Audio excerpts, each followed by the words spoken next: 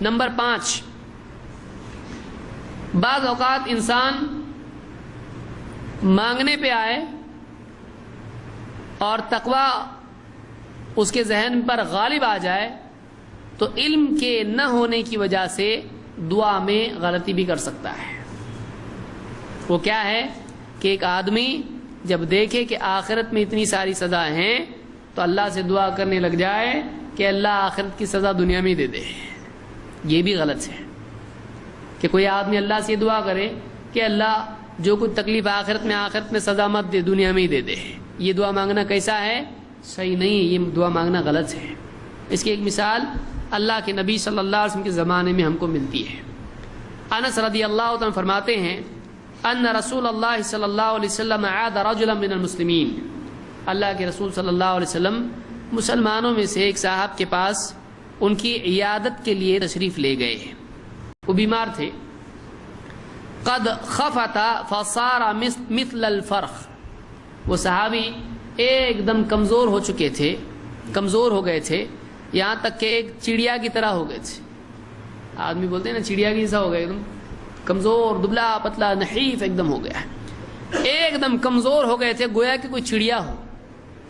فقال له رسول اللہ صلی اللہ علیہ وسلم، آپ نے ان سے پوچھا هل كنت تدعو بشيء او تسأله اياه، کچھ مانگا تھا اللہ سے؟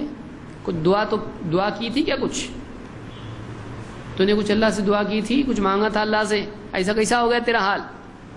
قال نعم، انہوں نے کہا ہاں میں نے اللہ سے ایک دعا کی تھی۔ كنت اقول اللهم ما كنت معاقبي به في الآخرة فعجله لي في الدنيا، اے اللہ جو بھی سزا تو مجھ کو آخرت میں دینا چاہتا ہے اے اللہ دنیا ہی میں مجھ کو دے دے۔ انہوں نے دعا کی اللہ سے۔ فقال رسول اللہ صلی اللہ علیہ وسلم سبحان اللہ، آپ نے کہا سبحان اللہ، کیا یہ دعا کیا کیا تو نے اللہ سے؟ سبحان اللہ، لا تطیقه او لا تستطیعه، آپ نے کہا تیرے میں اتنی طاقت ہے کہ اللہ سزا دے تو برداشت کر لے اس کو؟ تو اس کی استطاعت نہیں رکھتا ہے، تیرے اندر طاقت کہاں ہے اللہ کی سزا کو بھگتنے کی؟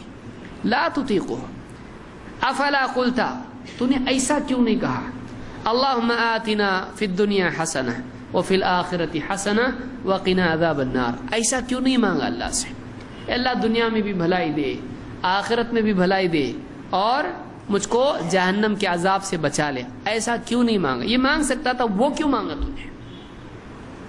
قال فدع اللہ لہو فشفاہ، پھر اللہ کے نبی صلی اللہ علیہ وسلم نے خود ان کے لیے دعا کی تو اللہ تعالیٰ نے ان کو اس بیماری سے شفا دے دی ہے۔ معلومات دعا سے نفع ہوتا ہے، اور دعا سے بعض اوقات مصیبت بھی آ سکتی ہے، اس لیے دعا سمجھداری سے مانگنا چاہیے۔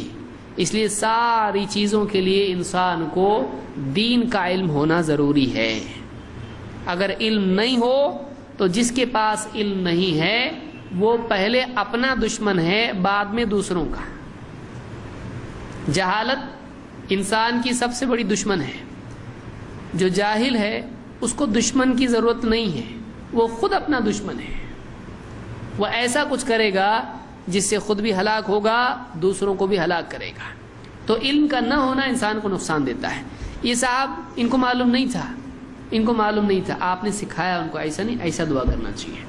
تو یہ مسلم کی روایت ہے، اس سے معلوم ہوتا ہے کہ آدمی کو دنیا اور آخرت میں عافیت مانگنا چاہیے، دنیا اور آخرت میں مصیبت اللہ سے نہیں مانگنا چاہیے۔